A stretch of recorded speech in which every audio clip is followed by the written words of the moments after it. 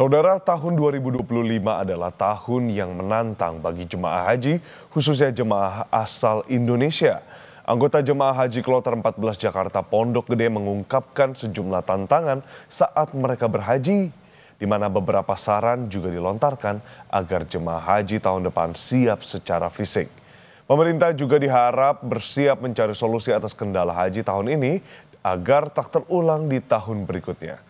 Selengkapnya, simak liputan Niko Anggriawan dan juru kamera Yanuar Ruslim saat kedatangan jemaah haji Kloter 14 Debarkasi Jakarta Pondok Gede. Ya, saudara, saat ini saya sedang berada di Asrama Haji Pondok Gede, yang mana saat ini Kloter 14 dari Debarkasi Jakarta Pondok Gede juga sudah keluar dari gedung serbaguna untuk nantinya mereka bisa pulang ke rumah masing-masing dan juga bertemu keluarganya masing-masing di rumah. Dan saya tidak sendiri di sini, saudara. Ada yang unik dari kepulangan Kloter 14 Debarkasi Jakarta Pondok Gede. Saya bertemu tetangga saya dan juga sekaligus teman saya yang ada di rumah. Syekh Firman. Panggilan akrabnya Syekh Zulfirman. Selamat datang di Indonesia. Pengalamannya seperti apa di Arab Saudi, Syekh, selama melaksanakan ibadah haji? Insyaallah, alhamdulillah, terima kasih Mas Niko. Ini tahun pertama, mungkin pertama dan satu-satunya jamaah haji tahun 2025 yang memiliki syarikat-syarikat cukup banyak, ada 8 syarikat. Dan kami waktu itu dapat syarikat yang bernama Rifat. Dan alhamdulillah, karena ini baru dan tantangan selalu ada, hadapi, hayati, dan nikmati. Dan alhamdulillah, cobaan-cobaan itu sebagai pembelajaran dan kedewasaan buat kami hadapi. Yang namanya haji memang tidak mudah, ada ujian kesabaran, ada ujian solid dan antar grup, dan seterusnya. Jadi ya, hari ini, tahun ini 2025 haji yang paling menantang, dan insya Allah ini banyak pelajaran lain yang bisa dipetik dan diambil hikmahnya. Kangen nggak sama keluarga di rumah? Sangat kangen sekali, tapi begitu nyampe di sini malah kangen pengen balik lagi. Masya Allah. Bagaimana pelayanan dari pemerintah di Arab Saudi sana untuk jemaah haji di Arab Saudi? Ya, kalau secara umum pelayanan dari catering alhamdulillah sudah jauh lebih baik dan makanan-makanan juga sudah enak ya. Memang fasilitas hotel memang perlu ditingkatkan lagi. Terus juga dengan adanya tadi syarikah yang ada 8 syarikah sekarang ya, kalau dulu kan ada A1 ya, sekarang ada 8 sehingga ini pertama dan mungkin breakdown teknisnya itu mungkin belum dijabarkan sehingga akhirnya banyak terjadi terpisah jamaah ya, antara suami istri yang terpisah karena beda syarikah. Jadi yang mengeluarkan visa itu beda-beda syarikahnya sehingga dia akhirnya pisah hotel. Dan di rombongan kami yang di Bandung itu 272 jamaah terpisah jadi 17 hotel.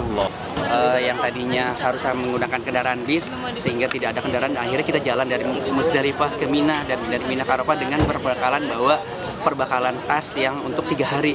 Jadi itu banyak jemaah yang pingsan, bahkan ada yang sampai meninggal dunia. Seperti itu. Berarti fisik ini harus ditingkatkan ya. di ibadah haji tahun depan ya? Betul, untuk istilah kesehatannya perlu ditingkatkan kembali. Jadi difilter jamaah-jamaah yang memang tingkat kesehatannya memadai. Oke, terima kasih Pak Lukman atas waktunya bersama Kompas TV. Pak Lukman, terima kasih. Ya. Syekh Firman, selamat kembali ke rumah. Doain haji mabrur. Amin, amin. Dah, itu dia saudara, kepulangan dari Kloter 14 Debarkasi Jakarta Pondok Gede. Tentunya tadi setelah datang ini sempat ditahan dulu di gedung serbaguna untuk mereka istirahat dulu sebentar, lalu kemudian diberikan air zam-zam dan kemudian baru mereka diizinkan untuk pulang. Dan kembalinya jemaah haji ini dibagi menjadi 2 gelombang. Gelombang pertama ini nantinya dilaksanakan hingga 25 Juni 2025 dan gelombang kedua ini nantinya akan dilaksanakan pada tanggal 26 Juni hingga 11 Juli 2025. Niko Anggriawan, Yanuar Ruslim, Kompas TV, Jakarta. Menteri Agama sekaligus Ketua Amirul Hajj Nasaruddin Umar melakukan rapat evaluasi pelaksanaan haji di kantor urusan haji Jeddah, Arab Saudi.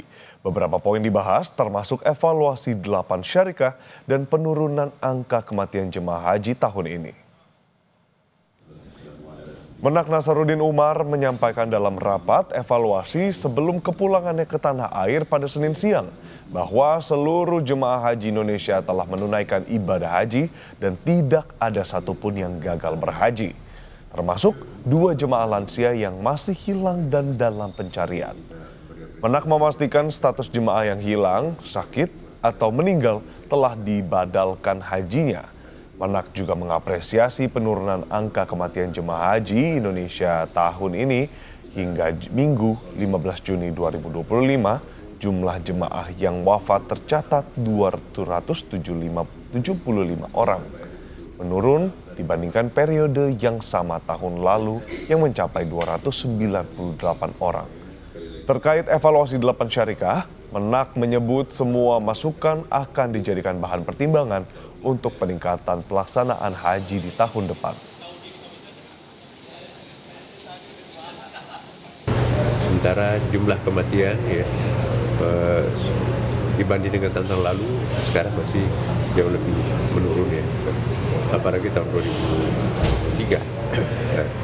Kemudian juga jumlah yang orang di rumah sakit itu juga semakin membaik ya, ada bertambah ya. Jadi kita berharap semoga indikasi-indikasi yang sangat penting ini nanti itu bisa memberikan alat ukur buat kita bahwa haji kita ini tidak seburuk dengan tahun-tahun yang lalu, bahkan dalam banyak hal.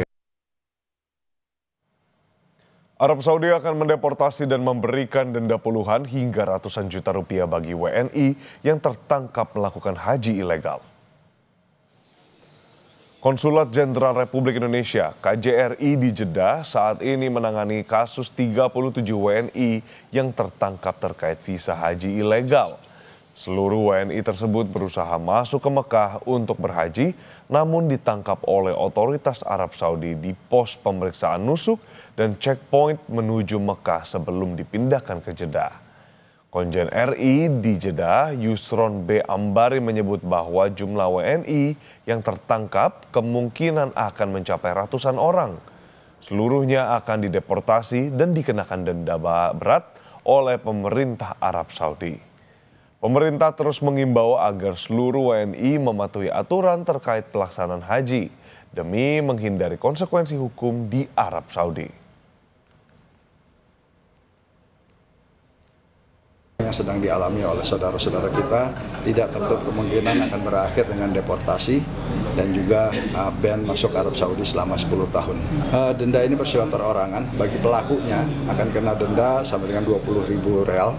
Kemudian bagi sponsor, yaitu para perusahaan yang memberikan visa, yang menjadi sponsor visa itu ada yang kena 50.000 sampai 100.000, dan bahkan kalau jumlah orang yang dia sponsori banyak maka itu akan berlipat ganda.